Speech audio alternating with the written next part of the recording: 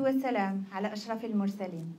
معالي السيد وزير الدولة وزير الشؤون الخارجية والجالية الوطنية بالخارج والشؤون الإفريقية، معالي السيد وزير العمل والتشغيل والضمان الاجتماعي، أصحاب السعادة السفراء، السيدات والسادة الأفاضل، ضيوفنا الكرام، اسمحوا لي بداية أن أرحب بكم أيما ترحيب، وأن أعبر عن امتناننا لحضوركم اليوم ولمقاسمتنا أجواء هذا الحفل التكريمي المهيب الذي ننظمه اليوم امتثالا للقرار السامي الذي اتخذه رئيس الجمهورية السيد عبد المجيد تبون، والمتعلق بتقليد وسام من درجة عشير لسعادة السفير عمار بن جامع الممثل الدائم للجزائر لدى الأمم المتحدة. وبدون إطالة أدعو معالي السيد أحمد عطاف وزير الدولة وزير الشؤون الخارجية والجالية الوطنية بالخارج والشؤون الإفريقية للشروع في مراسم التقليد الرسمية نيابة عن السيد رئيس الجمهورية. بسم الله الرحمن الرحيم. يسدي السيد عبد المجيد تبون رئيس الجمهورية صدر مصف الاستحقاق الوطني وسام بدرجة عشير من المصف للسيد بن جامع عمار سفير الجزائر وممثلها الدائم لدى منظمة الأمم المتحدة بنيويورك، تقديرا لكفاءاته وإخلاصه وتفانيه في تمثيل الجزائر في هذا المحفل الدولي المرموق، وعرفانا بدفاعه بكل اقتدار وبكل حنكة وحكمة عن القضايا العادلة في العالم، وفي مقدمتها القضية الفلسطينية والقضية الصحراوية، باعتبارهما من آخر معاقل الاحتلال، وتنويها بجهوده الدؤوبة التي رفعت صوت الحق عاليا باسم الجزائر، ودعمت إرادة الشعوب، وساهمت في إيقاظ الوعي الإنساني بمخاطر الظلم والاضطهاد والاستعمار.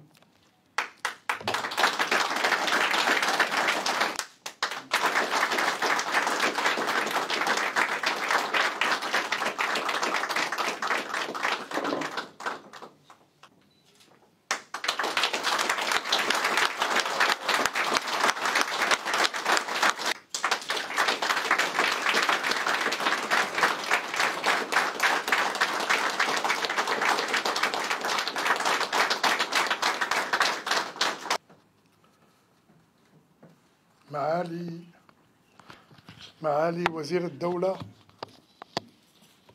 صديقي العزيز أحمد عطاف،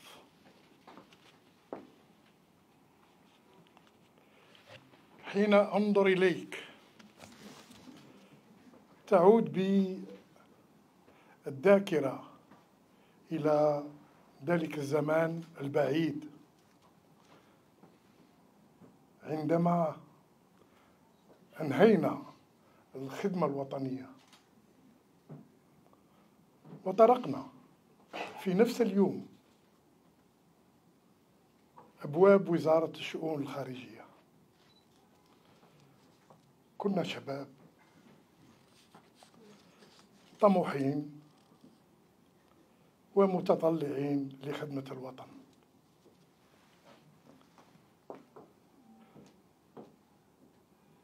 وها نحن اليوم في نيويورك، أنا المندوب الدائم للجزائر، وأنت وزير خارجيتها،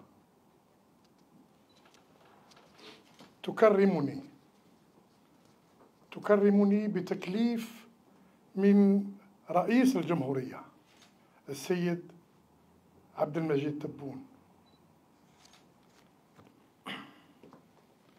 إنها صنيعة القدر الجميل.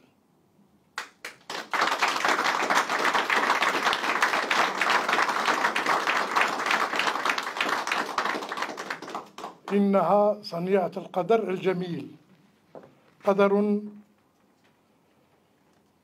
التقت معه طرقنا في محطات عديدة وافترقت في أخرى، غير أن صداقتنا بقيت راسخة، تزداد متانة مع مرور الوقت.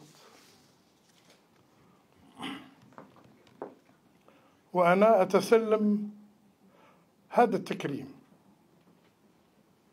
تكريم يبعث على الفخر والتواضع في نفس الوقت. أدرك تمام الإدراك أنني لا أستحقه وحدي، فهو نتيجة جهد جميع أفراد بعثتنا في نيويورك. ولي أنها لحظة عرفان أود أن أجدد امتناني العميق لرئيس الجمهورية السيد عبد المجيد تبون، الذي قطع منذ أكثر من 2 سنين وفي قرار جريء ومفاجئ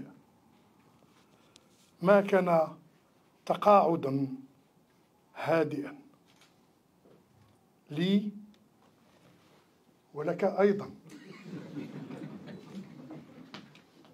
ليطلب منا